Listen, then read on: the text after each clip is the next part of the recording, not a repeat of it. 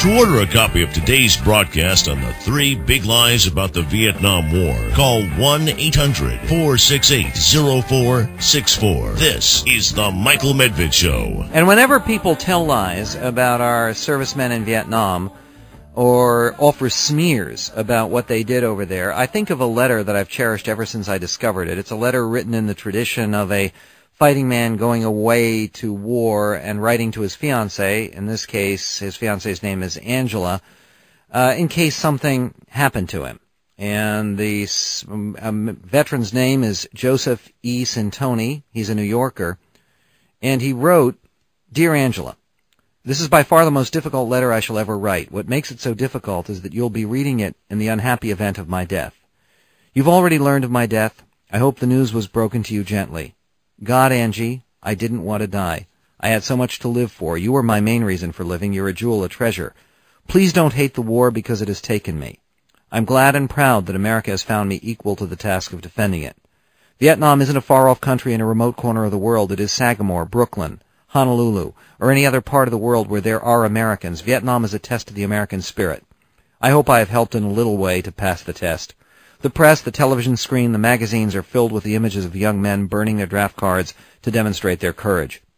Their rejection is of the ancient law that a male fights to protect his own people and his own land. Does it take courage to flaunt the authorities and burn a draft card? Ask the men at Dak To, Thien, or Hill 875. They'll tell you how much courage it takes. Most people never think of their freedom. They never think much about breathing either, or blood circulating, except when these functions are checked by a doctor. Freedom, like breathing and circulating blood, is part of our being. Why must people take their freedom for granted? Why can't they support the men who are trying to protect their lifeblood, freedom?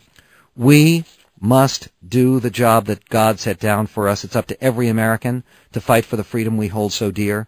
We must instruct the young in the ways of these great United States. We mustn't let them take these freedoms for granted. I want you to go on to live a full, rich, productive life, Angie.